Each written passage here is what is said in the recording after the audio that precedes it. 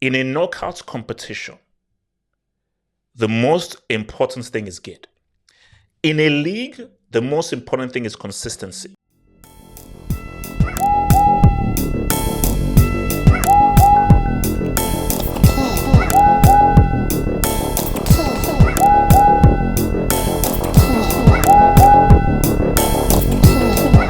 You see, I believe that this has probably been overall the most impressive team, like the team that I've looked the best, where I can say, okay, I've not seen any weaknesses in this team.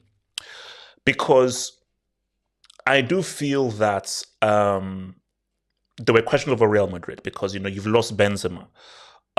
You've lost, obviously, well, they lost Casemiro earlier on, but, the loss of Benzema, Vini going in and out of injury, Jude Bellingham, we need to know what he was going to do.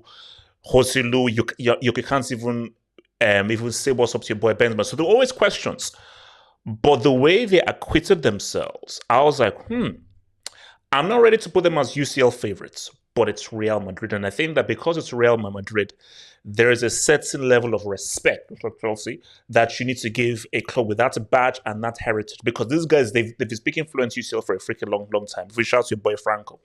So, but I think what they showed was they have a strong winning mentality because there were many instances, even like in the last game, where they were from a losing position, but they were like, no, we have to win. So that winning mentality and that character is very key.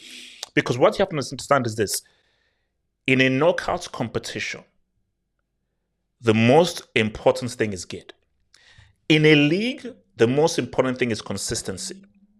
In a knockout competition and in the UCL, it's not about consistency, it's about good. Look, if you scarce, I mean, we all thought they'd top the group, and we all believed that they'd most likely win all the points because the only team who could do anything against them was Leipzig. But we are seeing a team that, a few hints here and there, but what I always say is, again, there is nothing I've seen from City to say, oh, no, they're not going to win, because, again, I make the point. Spain lost our first game against Switzerland. What happened in the end? Argentina lost our first game against Saudi Arabia. Look at what happened in the end. So there's so many instances where, like, do you know what I always say? Do you know what the team that looks superb and amazing, no weaknesses in the groups, most likely they never win. The team that always wins their tournament is the team that builds up momentum, that looks a bit shaky to begin with. There are a few questions to begin with, but they build momentum throughout the tournament. They build momentum. So for me, for Man City, I'm not even looking at any of their weaknesses, or they were 2-0 down against Leipzig. I'm not looking at any of those things. I'm just looking at the facts of, like, how much of the miss is Gundogan going to be? How much of a miss is Mahrez going to be? So those two players missing, but specifically Gundogan, who was key for them, and the captain for the UCL dub, how much will they miss him when it gets harder? Because this is easy money. Group stage is easy money for City.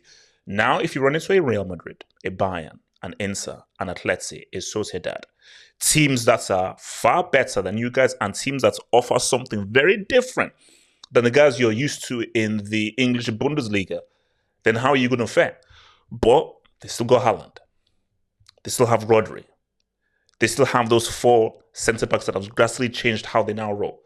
They still have Kyle Walker, who I believe is pound for pound the best defender in the world right now in terms of just pure defending. So there are so many things in their favor that they are still the team to beat. So Atleti, this is an interesting one. Atleti is an interesting one. Because for Atleti, it's always like, is this good Atleti or bad Atleti? But what Atleti have shown is this is like a new Atleti now. This is an Atleti that is way more attacking, a lot, and wants to embrace their offensive nature. Why have I always hated Simeone and called him an enemy of the state? The reason why I've called him an enemy of the state is because you are too afraid to express yourself. And I felt that there are too many talented players, Correa, Carrasco, Officio, Griezmann, Morata. There's so many, Lemar, the kind of players they've had. You have too much talent for the way that you play your football. But what we've seen from Atleti is that they say, you know what, let's say what's up. Start with that bold Nigerian sing something against us. Let us say what's up and prove that we are those dudes. And I think in this not only this season, but especially in this UCL campaign, they've proven that no, we can actually embrace ourselves. And you've seen Griezmann possibly play some of the best football he's played in his entire career. So for me, Atletico Madrid, they're a very tricky team now because of how well they're playing and how they embrace the offensive nature, but also how good Simeone is as a defensive master tactician. I don't want to face Atletico. That's it, because I don't know what I'm going to get. Marcus Thuram. Let me start beating around the bush. Marcus Thuram. That's a great purchase. That's an amazing acquisition. So that team that got to the final and played so well in the final, they've gotten better. Because Inter lost the final because of the man from Belgium, stroke Congo. They lost because of Lukaku. And I believe Marcus Thuram is a great upgrade on that break, who I will never forgive for what he did in that final and stops it from having a left stream. So I think with what Marcus Thuram is doing, how well he's now combining with Lautaro Martinez, and just how well this team is functioning well, and how well they're operating well, and how they're now taking their game to the next level from last season, I'm like, okay, Simone Inzaghi, I see. Because again, remember, with modern football, who is Inter's best player right now? Lautaro Martinez, Barella, is Simone Inzaghi. Simone Inzaghi is the most important piece for Inter. Well done. They're going to be a threat. Good team, play well, great team ethic. Your boy, everything I think is like an Ojina Oyarzabal. Shout out to your boy. Kuba on the 2 strings. Shout out to your boy. The Mendy Zubi Mendy. Shout out to your boy. So this is definitely a team to remember. Like how we're like, wait, how the hell did Villarreal get to the semis? There's always one of those teams. And Villarreal, where are they from? They're from La Liga. So it's definitely a case of, let's watch out for what Sociedad can do. Because I think Real Sociedad are a bunch of dudes who they could say there's always a team. There's always that team in the Final Four that you're like, wait, how the hell did they get here? What the hell are they doing there? There's always one of those teams. And I think Sociedad can be one of those teams that can really surprise people. Shout out to Arsenal. You see, you can only beat who's in front of you. Arsenal were one of the most impressive teams in the group stage in terms of performance, goals scored, and how well their players played. But the people say PSV, Lens, Sevilla that's trying to come third. Nah. But you can only beat who's in front of you. If they get run against Bayern Munich, I think that's an interesting game. You see, I would put money on Sociedad to beat Bayern Munich. Because I'm just looking at how they play. I believe that's the kind of team that would actually beat Bayern Munich. I'm looking at Arsenal. Bayern would be favorites.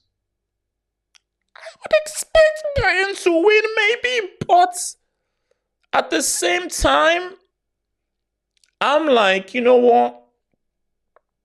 Arsenal could win that game. So for Arsenal, I think this is the best thing to explain it. They haven't been truly tested yet. But again, you can only beat who's in front of you. So, you know what? I now have curiosity because that's why I'm excited to see what Arsenal do in the next round, because I'm looking at how Arsenal play. I believe Arsenal, I don't think, can win the Premier League. I think Arsenal can do really well in this competition. Because your boys Dortmund, man, let's give them their flowers. Let's give Dortmund their flowers because no one thought that they'd come through. When we saw that group stage, we thought they'd finish last. And these are the bozos that allowed Bayern to do in 11 in a row. And these are the guys who, okay, these are the losers. These are the guys who don't have a wing in the Brook Academy. So I expected them to screw up. 100%. It's impressive. They topped the so-called group of death. They topped it. Deservedly so. So, but I've got to be real with you. I feel it's going to be a second-round max for Dortmund. I believe so. Because unless Dortmund run into like a Copenhagen, I'm not sure they beat most of those second-place teams. Some of those second-place teams that are out there, I'm not sure whether Dortmund beats any of those guys. So I feel it's going to be second-round max.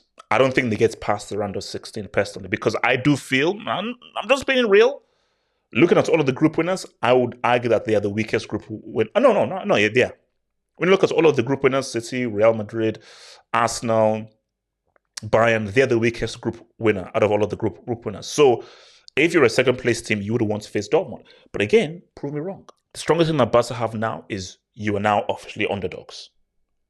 Like, people have taken away all their chips away from you, even as an outside threat. And I think that can be an advantage. So I think Barca now, us going on as underdogs, no one expects anything of us. People expect us to be out in round of 16. Remember, this is the first time they've made it through the group stage since your boy Leo.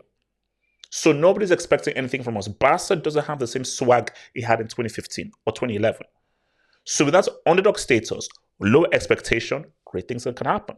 Because great things have happened whenever you've had low expectations of teams. So for Barcelona, man, I just think that they're going to have to improve that. That defense has to work a lot better. That attack has to work a lot better. Lewandowski can't lead the line. If Lewandowski is leading the line going into a UCL knockout, they don't have a chance. Lewandowski, he's done. Well, they made it through. And that's what I can say. All I can say is at least they made it through. That's at least something. Apart from that, I don't know what else to say. PSG, this team, it's horrible. Barcola is trash. Colomboan is trash. These guys are horrible. Second round max. So as the UCL went through, Bayern were like my second favorite. So Bayern 2, Real Madrid 3, City 1. As things have ended, Bayern are like 3 now. Real are now 2. If Bayern gets Palhinha, okay. If they get Palhinha, if they restructure that midfield, okay. If Bayern go into a UCL knockouts with Kimmich and Goretzka in midfield, with Harry Kane playing a Javier role, nah.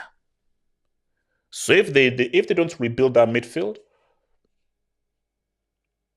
semis max. I'm even going to say quarters max. You know what? If they don't rebuild that midfield, quarters max. Like, quarters max. To watch the rest of this vid, think about becoming a Tier 1 Football Hut member. If you're a desktop merchant, just click the join button below the video, here. If you're a mobile phone merchant, just click the join button under the video here. Choose that Tier 1 status and join the Content Crack Addicts family. Peace!